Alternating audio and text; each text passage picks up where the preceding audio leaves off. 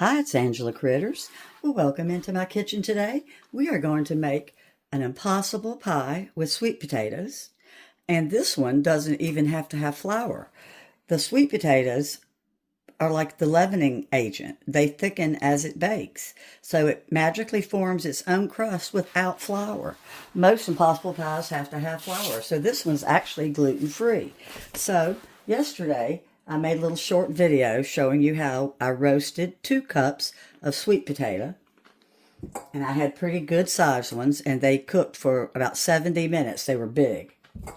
I've got my ingredients assembled for you. We've got the 2 cups of mashed sweet potatoes. I've got 2 large eggs beaten, half a cup of evaporated milk. I've got 3/4 cups of granulated sugar. You could also use heavy cream. You could even use your half and half that you use for your coffee in the morning with the milk. I forgot to mention that. Then we've got 3 tablespoons of melted butter. It did not specify unsalted. I've got some vanilla, 1 teaspoon of my vanilla. And then we've got nutmeg, half of a teaspoon of nutmeg, and 1 teaspoon of cinnamon. And then salt. We've got just a little bit of salt. It's 1/4 teaspoon of salt.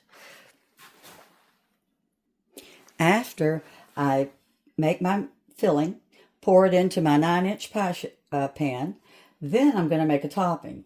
And the topping, I've got 1/2 cup of really hard packed brown sugar. I'm using light brown. I've got 3 tablespoons of melted butter.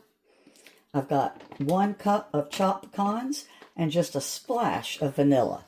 And that's going to go over the filling, and it's going to bake at the 350 that I'm preheating my oven to.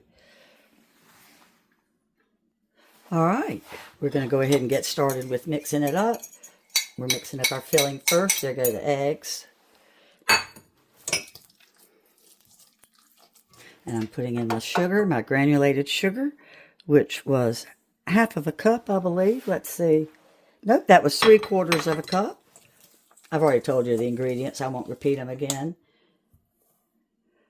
My evaporated milk, or whatever milk you choose. Got my salt. Cinnamon. Nutmeg. And the vanilla.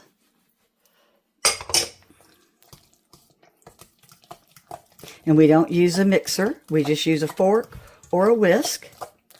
And then here goes my melted butter, which was 3 tablespoons.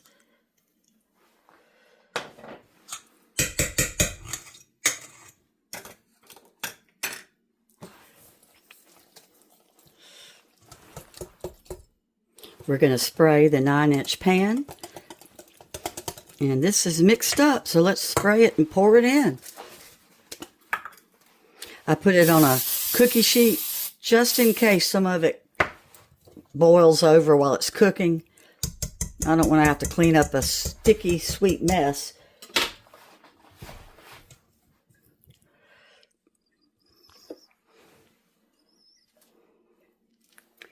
It smells good. You can smell the cinnamon and nutmeg.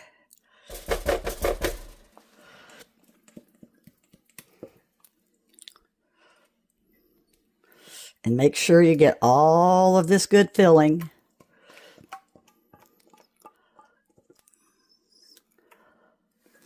Oh boy, it looks so good.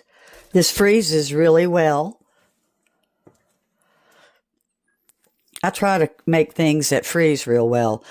Now, if you've made impossible pies before, you'll remember that they did use flour. That's what I love about this one, because you don't have to have it.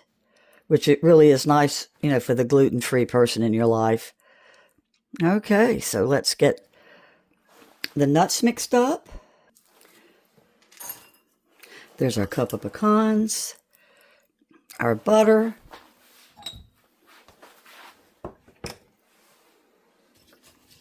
go ahead and mix your butter first with the pecans.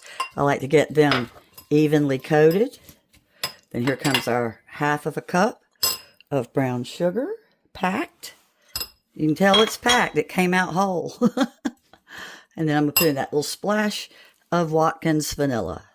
Watkins was on sale last week at my store, so I bought 3 of them. It was half price. I always try to save money where I can on groceries. So then I'm just going to use my fork and mix this up. I have another fancier topping that uses Karo syrup and it caramelizes, but I wanted to make this one real simple, particularly for the person that's got the holidays coming up and was at a loss of what they wanted to fix, and they just don't have time to fix anything fancy. This is fancy. These pecans on top are just incredible. They really are. I'm just using the fork, and I'm making sure that every pecan has the sugar butter on it. And then we're just going to gently put it on top. First, I'm going to spread this out.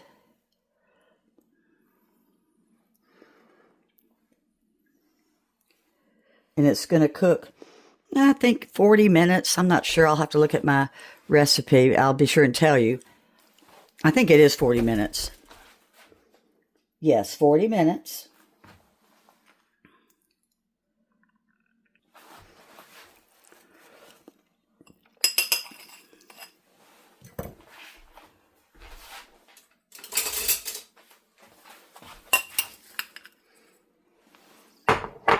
My hands are spotlessly clean. I wash them constantly.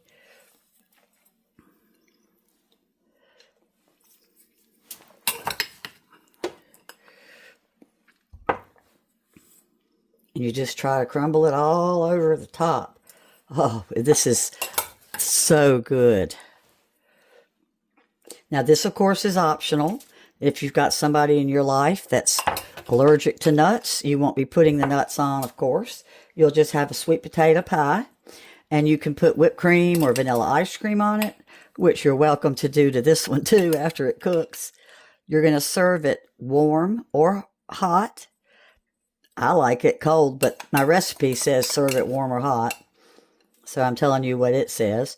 I've been making this since the 70s. That was when Impossible Pies were discovered or made, invented by Bisquick.